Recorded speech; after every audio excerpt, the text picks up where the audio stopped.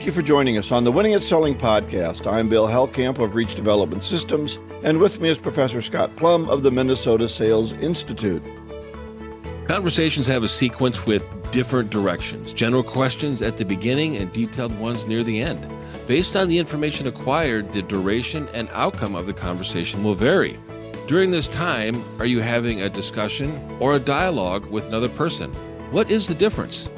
Are you ready to get into it as Bill and I discuss creating the course of a conversation and other interesting topics on episode 565 of the Winning at Selling podcast?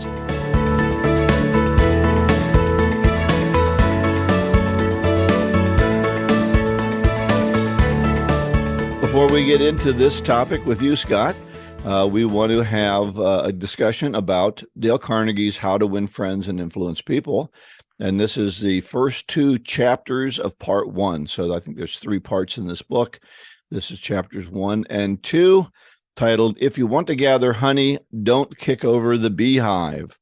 Makes which sense. means, what are you doing ticking people off? And one of the ways that we do that, the principle we're going to talk about is don't criticize, condemn, or complain. And so I guess one of the major points, he starts out the book talking about criminals like Two Gun Crowley and Dutch Schultz and Al Capone, who all thought they were benefiting humanity with their crime. And so I guess his point is if Two Gun Crowley and Dutch Schultz and Al Capone don't think they're doing anything wrong, your neighbor, your coworker, your boss, if you criticize or condemn them, their reaction is going to be, what are you talking about? I'm doing everything for you guys.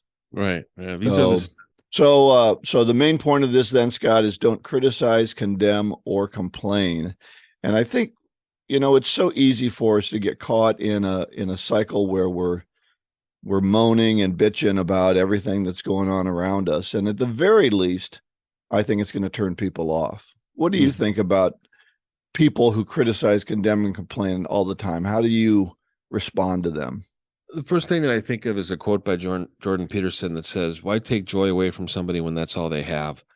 And I think so many people these days are really hanging on by a thread on maintaining their own sanity and companies and organizations' morale.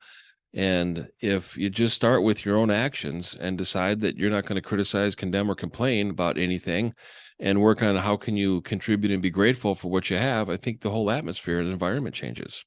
I think also, how do we talk to people? Do we talk to them in hopeful messages? You can do it. It's great to see you. I love spending time with you. I think so many people, you talked about people being on the edge. I think we're always wondering, do other people like me? Do I get along? Am I accepted by this group? And I think it's important for all of us who think about these things to be welcoming to other people and gracious in the way that we talk to people about themselves. Hey, listen, boy, I'm so glad you're here. I love seeing you at these events. Words like that, words of affirmation. So if you are a criticizer or condemner, change that to words of affirmation with other people. Talk to them about how great they are. Yeah. This is a quote out of the book. It says, any fool can criticize, condemn, or complain, and most fools do, but it takes character and self-control to be understanding and giving. And that's important to really, like you said, practice gratitude. When you approach everything with gratitude, then it creates more of a positive environment. Yeah. What's your feeling like? One of the things I think, and I know I do this too much, watching YouTube news videos or listening to talk radio, their job is to really get you upset, right? Yeah, get you mad about the situation. And that mad can carry over. I remember a situation when I was working in a store, and the guys that I worked with were kind of arguing politics. And a nice lady came up and was looking for something, and I started to show her where it was. And she said to me in the middle of our conversation, I know you were arguing with your friends before I came in, but you don't need to argue with me. Wow. And so I apologize, but the point was our emotions carry over. And if we're criticizing and condemning and complaining around the water cooler, I've seen this a lot. We criticize our customers. Right. Oh, they're so stupid. And well, I can't believe I had that question. And it's such a simple thing. Why didn't they just, hit the on switch or whatever? But that attitude then carries over into our conversations with the customer. If we think they're stupid, then we're going to treat them like they're stupid. And people have a real good antenna, like that lady did, for when they're being mistreated. So I think that's a big thing about not criticizing, condemning, or complaining as it alludes to salespeople. If you talk negatively about your customers in private with your other coworkers, you're going to treat them negatively when you talk to them. So true. And this is very important when it comes to what you let into your subconscious mind. If you ever want to get into a relaxed situation and you want to be relying on your improv skills, I heard a great quote when I was young: never let anything into your life that you would not let into your child's life. And when you think about having that attitude of condemning and criticizing other people just to make yourself feel better or to show how superior you are, it's not going to be a good behavior in your subconscious mind. So it's going to come out at the wrong time. And you're going to be reacting negatively versus responding positively because you end up, acting on the subconscious versus conscious. Absolutely. I think that's absolutely true. And I think the other thing that it hurts is when we talk negatively about others to our friends, they can't help but think when they walk away, how does he talk about me when I'm not here? Right. Exactly. Right. So you think they're commiserating with you, but I think what happens is they wonder about you. So I think that criticizing, condemning, and complaining, Scott, as you said, it hurts us, and I think it hurts the relationships that we have with other people. All right, let's go into chapter 2, and that's called The Big Secret of Dealing with People. And here's a quote from the book: "The only way under high heaven to get anybody to do anything is by making the other person want to do it." And then we all crave recognition. So the principle we're going to talk about is give honest, sincere appreciation. And I think, to me, right away, that's the opposite of don't criticize, condemn, or complain. I alluded to it earlier. Instead of criticizing, give honest, sincere appreciation. Right. That's powerful. And they talk about two, famous people in the book. Freud has calls the human desire a desire to be great. That's Freud. And then Dewey calls it the desire to be important. So everybody has a craving to be appreciated. And when you go along with the first chapter about don't criticize, and everybody wants to be appreciated, lead with gratitude and gratefulness, you're going to build a reputation that people want to hang around you. And I think that's the point of the book is, how to win friends and influence people. And then they talked about a story about Schwab, and Schwab, was the highest paid. This is Charles Schwab, was the highest paid salary largely because of his ability to deal with people. Yeah, right. He said he didn't know a lot about steel, but he knew about how to deal with people. Exactly. And it's like you look at the most successful people that others want to hang around. It's not because of what they know in most cases. It's how they make people feel. And every time you get into a conversation with somebody, ask yourself, what do I want them to know? And how do I want them to feel about engaging with me or when the conversation or experience is over with? And, this is a great motto to live by. Well, and if the goal is to influence people, which we've talked about that at the beginning with salespeople, our goal is to influence. If they don't like you, it's going to be hard to influence them. It really is. So you need to have that ability to be likable, to be somebody that people want to be around, and then you have the chance to be influential. So how you appreciate people, and by gosh, most of the people we hang around, we like them. Let them know that once in a while. Yeah. Right? Don't hide the fact that you like them. Notify them. Let them know, hey, boy, Scott, I really like spending time with you. We can become so sarcastic and cutting in our language. And I think the Twitter and the internet have really caused that to balloon up. We don't just give honest, sincere appreciation. True. And then sometimes if we go too far, it might be considered flattery. And they talk about flattery in this chapter. It says flattery is counterfeit it's like counterfeit money. You will eventually get into trouble if you pass it along to someone else. And you got to be cautious about being sincere without coming across as being overly, flattery, practicing flattery. I mean, I once had a car named Flattery. It got you nowhere.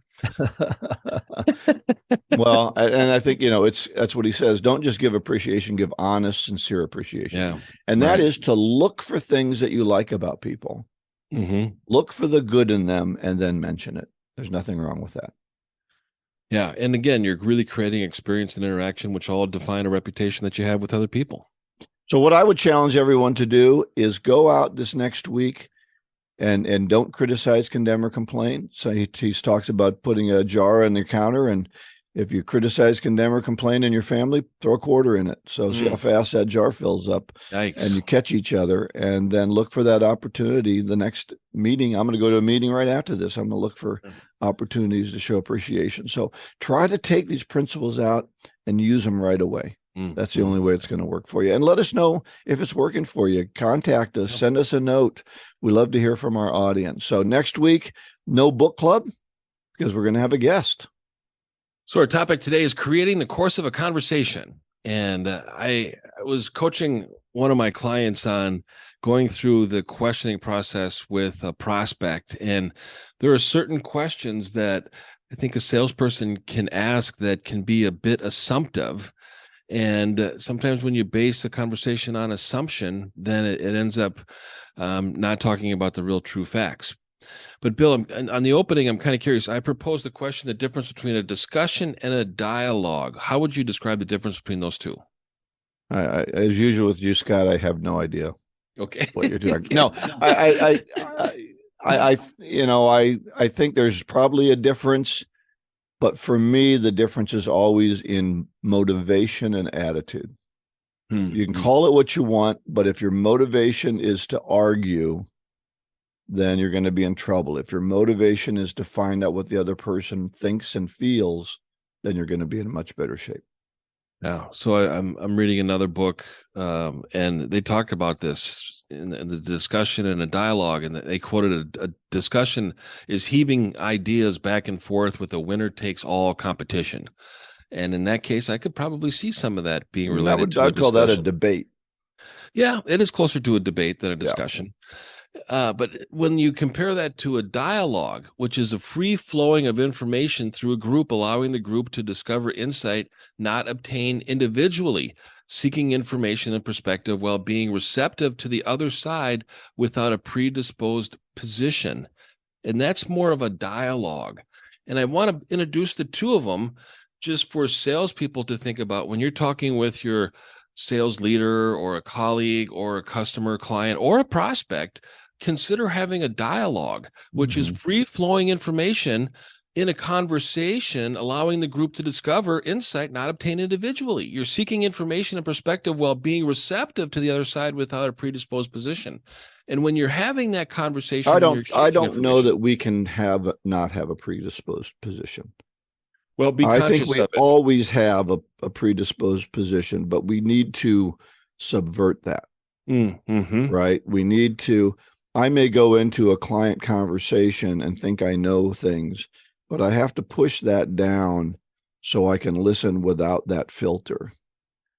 So it's pushing that away, but I think we all have positions, whether we acknowledge them or not. So let's take a position that's in the benefit of the prospect. And I've said this before, it's to educate to influence, not educate to teach. So if you want to have a dialogue and you want to take a client or prospect to a different place, a better place that they want to go, educate to influence. So influence in your questions that you ask so that they understand what happens when they don't buy from you, or what happens when they do buy from you. They can visualize that outcome in their mind, and then you're working in a direction towards their desired goals and not just making an assumption up that you're having a discussion and you're trying to sell somebody and you're not getting information from the other side. Yeah, I think that when we say we're going to educate to influence, I think that's already taking a position, and that is that I can make you know something you don't know.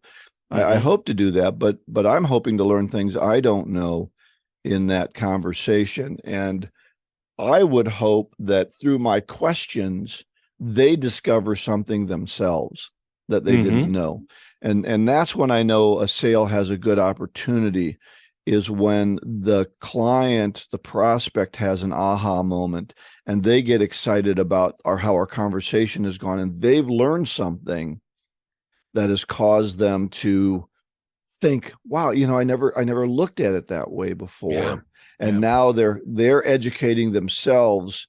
We just kind of guided it. And that's what you're talking about, creating the course of the conversation. So let's talk about how we do that, because whatever that goal is, we should be thinking about it in advance and not just having it be happenstance or luck. I think one of the foundation of the course of a conversation is creating context and contrast. So a context as to how the particular service or product is going to be used, in what environment is it going to be used, and then the contrast is what is it going to avoid in pain, or what is it going to deliver in benefit. And when you create that context and that contrast, now you're creating an environment where something can have some application, and people can visualize it in their mind and brain as to what they're going to get and what they're going to avoid when this particular situation happens, or where this particular event needs to occur, if it was more of a piece of equipment or something more tangible than a service, which is going to be more intangible. And when you create that course of the conversation, then you also know that when you start asking questions, you're asking more, intellectual questions, and then you're getting down to more emotional questions. So you're following that course of the conversation with, how do people make decisions? They have to feel safe that they have all of the information that they need in order to make a good decision.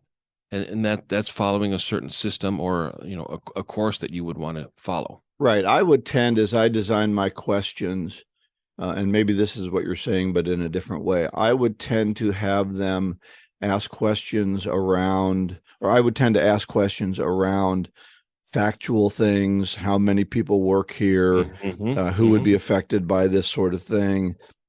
How many people do you have on the executive team? Those sides of, and they're easy and they're factual, and they can, because I want them to get into the flow of responding. If I start with the difficult, as you call the emotional questions, right, or very difficult, why are you doing this type questions, they're going to be less likely to answer those early. So I need to kind of develop this relationship and this response so that they can trust me. So then I can ask the more difficult questions later. And that's what I think of when I'm trying to create this course of a conversation in a client interview, because I want them to be able to feel safe answering the questions, and I want to get them responding so that they're kind of used to doing that and it doesn't feel like an interrogation.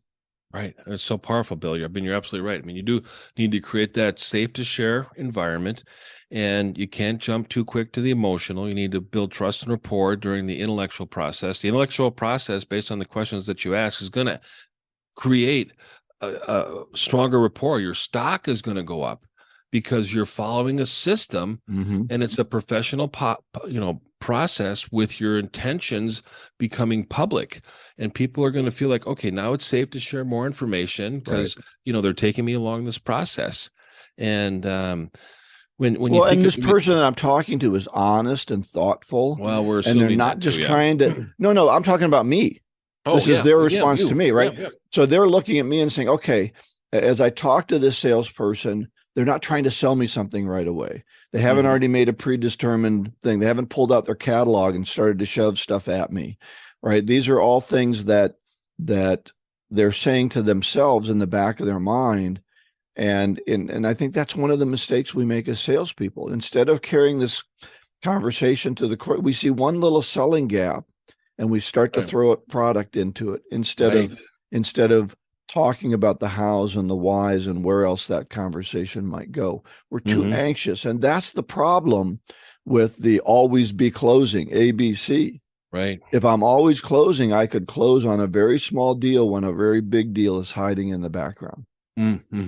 I came up with this saying about a month ago about creating options instead of picking options. And as a salesperson, sales is leadership.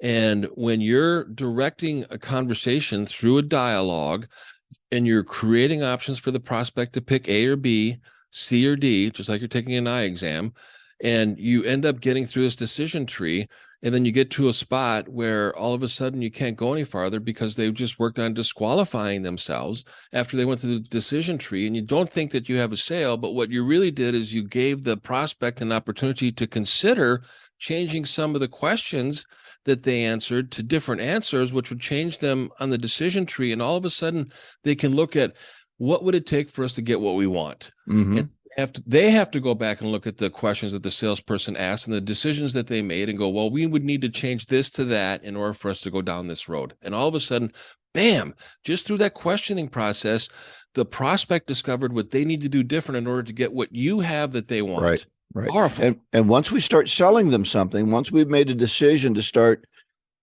touting a particular product or service, the self-discovery on the client's part ends. It does. Exactly. We stop it. We stop that learning and that examination of what's going on in my business.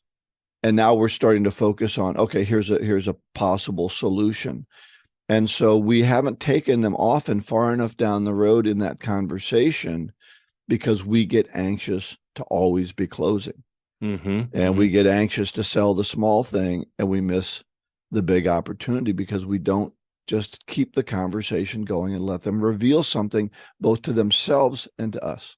Yeah. Yeah. And when they fix the decision that they had to make and change to get what they want, it's going to reduce your chances of dealing with objections later. The desire to get the outcome that the prospect wants increases, and they will handle and deal with their own objections. And sometimes you will never, ever know about it. Yeah. Sometimes they might share it with it later, but they overcame it internally, and it didn't become something external where you had to change. Right. I think the other thing that we miss is motivation. If we start selling too soon and we don't take this conversation fully to its extent, the questions we often don't ask are, what does this mean to you? And what if you don't make this change? And what if you don't go here? We don't know those things when we start selling too early, and therefore then they have the opportunity to back out because we don't have the real reason for them to stay in the sale. Yeah. And sometimes, again, like the context is going to be really important. I remember when I was selling advertising in a couple of publications that I worked at, if a company was advertising, they were a good prospect for me because they already bought the idea of advertising. Right. For me to go to a company that's not advertising, I got to make two sales. I got to sell them on advertising, and then I got to sell them on advertising with me. It was a longer sales cycle and it was more work. So, but there's less competition. True. That's true. Right. So, and we've talked about this before. If you can initiate the sale by helping them see the problem. So going, as you to use your example, if I go into a client who's not advertising and I convince them to advertise, chances are they're not going to look around at 15 different opportunities for advertising because they're only going to hear my voice. And this is the problem when all we do is answer RFPs. Yeah. All right. Yeah. If we only answer request for proposal, RFPs, that person's already buying. Oh, great. They're already going to buy. Yeah. Well, they've probably also already selected their vendor and written the RFP to be focused on that vendor, or we're not going to have the chance to, at the very least, we're not going to have the chance to sell them because we've already established all of our buying criteria. You don't need to come in and talk to any of our people. Yeah. But just answer the RFP as we've stated. That makes it fair. Right. And then it makes them justify the decision to go with the company that helped write the RFP. Well, we've looked at everything else that's out there, and this is the best deal. Well, it's the best deal because you wrote the RFP. Because it tied right into it. That's right. So I agree with you that if we go into those people that already buy a certain thing that we're selling, yes, we don't have to make two sales, but at the same time, they're already buying from someone else, and now we have to overcome that other person's their proclivity to not make a change. We don't want to change. So, and then we're going to base the change on value or price. The market is starting to contract right now. That's a belief to salespeople. That's a belief. If you believe it or not believe it, there are still many, many opportunities. It's always like, well, the unemployment rate's at 6%. So you're telling me that 94% of the population that's working? Yes. Yes, it is. There are still opportunities out there, so don't get discouraged about that. Mm. And salespeople are going to have to be smarter as to how they sell and always include value before price. Price justifies value, but you need to sell value first. Prospects buy value first, and then they justify it with a price. So how do we create a conversation then, or course of a conversation to get us to that value? So what's your recommendation? Salespeople need to spend more time and more specific questions to deal with competition of inaction. And most people deal with the competition of inaction and prospects doing nothing. No change, no change. If you don't look at other options, you're going to still continue to get the same results. So the same results are giving you this. What happens if you don't change course or look at other options at this time is you're continuing to go down this road farther and farther, and it's going to make a change more difficult because people get more entrenched in familiarity and routines. And when we look at opportunities to be able to adjust to the marketplace quicker so that we can stay ahead instead of paying more to catch up, it's going to make it easier for prospects to understand the value in the conversation. So concentrate more on the cost, consequences, and risk of inaction. And once you do that and you present your solution, the difference between the price of your solution and the cost of inaction is value. The greater the contrast, the greater the value, the more a prospect is willing to buy from you. And it's going to shorten your sales cycle and increase your closing ratio when you work on that process. Well, the thing I would recommend too is sit down and really think through these conversations. As you think through them more, you'll get better at them. And start writing questions down that lead the customer in that direction. Because the challenge I think we're going to face in any conversation is the prospect has their own ideas about where they want it to go. And those are good. We want to get those dealt with, but we also want to continue to get back on track, asking the difficult questions later on in the conversation. If we haven't written those down, they're going to get away with not answering those because we won't remember to ask them, and they certainly don't want to ask them. And keeping that in mind is the misconceptions and the skepticism that prospects have that they don't share with you. And it's really important that you understand as a salesperson what their misconceptions are and what their skepticism is. Because if you don't deal with it, it's going to be constantly haunting you in the entire conversation. And over time, these objections are going to come out, and it may happen before an agreement or it may happen after an agreement when buyer remorse kicks in. And it's real. Buyer remorse is real.